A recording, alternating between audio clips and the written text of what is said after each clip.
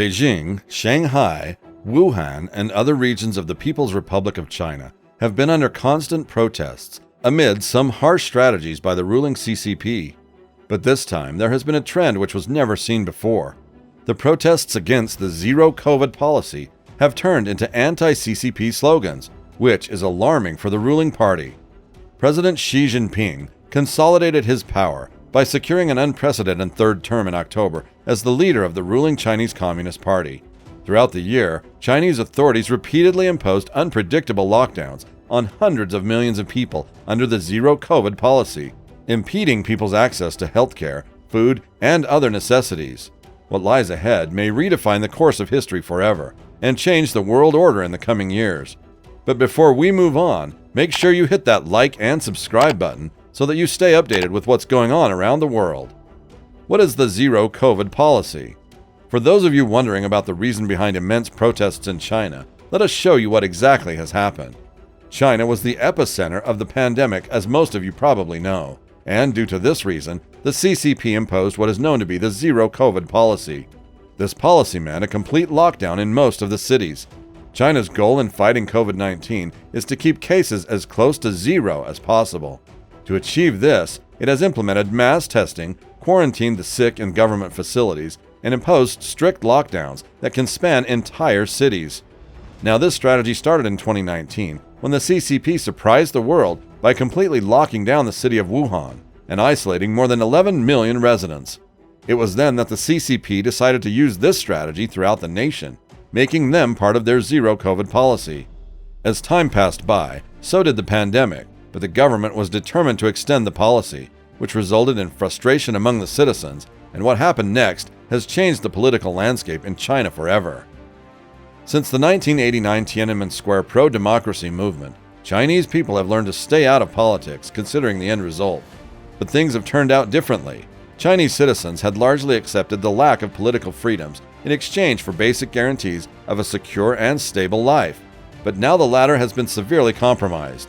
In the early days of the pandemic, when death tolls climbed astronomically in the United States and other Western democracies, many Chinese people felt that their societal contract, one that prioritizes survival over personal freedom, was superior. But as the zero-COVID policy dragged on, it became clear that the Chinese government is no longer holding up its end of the bargain to guarantee basic livelihoods. With more than 25% of the youth unemployed, the spark came in the form of mass protests. Initially, public discontent over the government's approach was minimal, with many expressing pride in the country's ability to keep cases almost to none. However, as the virus has become more transmittable, cases have increased across China and lockdowns have become more severe. Public anger has mounted, leading to protests in multiple cities. Up till now, there was just some basic theoretical stuff about the effect of protests, and you don't need to fry your brain over this. But to understand the reason behind country-wide protests, we need to go through the draconian policy. Let's break down the zero-COVID policy. Now, there are 4 ways of this policy's implementation. Number 1, lockdowns. First and most importantly, this policy revolves around harsh lockdowns. Lockdowns can be established even if only a few COVID-19 cases are detected. The affected area can span neighborhoods or even entire cities. Major cities have been shut down for weeks or months at a time. Number 2, contact tracing apps. Secondly, we have contact tracing apps. These apps are used by authorities to monitor people's movements and to try and track the spread of the virus. Residents need to use the app to enter public places and are notified if they cross paths with an infected person or travel to a high-risk area, resulting in mandatory testing or isolation. Number 3, mass testing. Next up, we have mass testing. The government carries out mass testing in places where COVID-19 has been reported. Even in places where there have been no new cases, residents often need to have a recent negative COVID-19 test to be able to enter a business or public facility. Number 4, strict quarantines. And last but not least, we have harsh quarantines, which sometimes even extend up to 4 to 5 months. Anyone who has been in contact with an infected person is either put in government quarantine facilities or ordered to isolate. Even those who had only distant contact with an infected person or potentially infected people can be made to isolate. Such isolation can be enforced with electronic seals attached to residents' doors. And these policies have had a negative impact for the CCP, which has caused chaos in the government ranks. The people were just not ready to accept this. Now let's be honest. This policy did keep the number of cases low, and surprisingly, it was the US which was worst affected. But this policy has brought some side effects.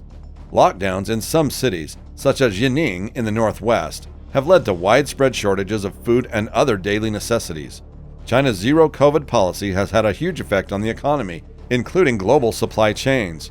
Beijing's target economic growth for 2022 was 5.5%, but the country's economy has grown only 3.9% in the past year ending in September. The policy has also greatly affected daily life and travel. Even residents not under strict lockdown must endure repeated testing and limitations placed on travel. The zero-COVID policy has been a signature policy of President Xi Jinping since the pandemic began. China's state media has touted the government's political system under Xi as the main reason the country has been so successful in preventing COVID-19 cases and deaths. Now the protests are taking place everywhere, even on social media, which is testing the Chinese censorship apparatus. Some protesters in cities such as Beijing and Shanghai are trying to circumvent government censors, who are believed to use an automated system to help block prohibited content. The Great Firewall is isolating the protesters from the rest of the world.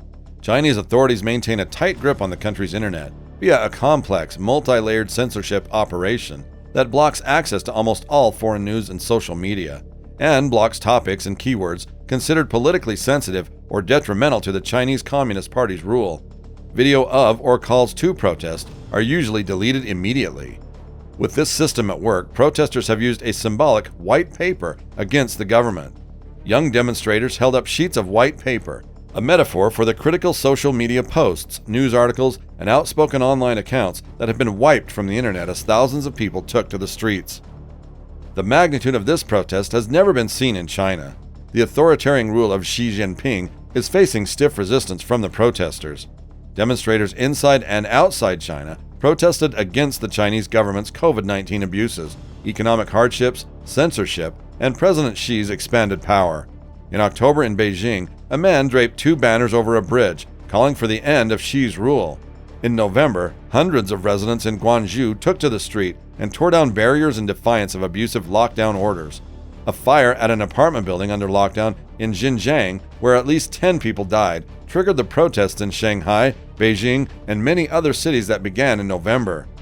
Internal pressure has brought some external pressure as well, with human rights organizations, together with the UN, asking for an end to the draconian policies in China. The CCP seems to be under all sorts of pressure.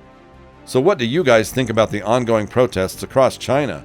Will the CCP use force to shun the protests, or will the protesters have their say in this one? Let us know in the comment section below. Make sure you press that like button, and if you do like watching videos related to the changing world order and all the latest news about politics and clashes, press that subscribe button. That was all for today, and we'll see you guys in the next video.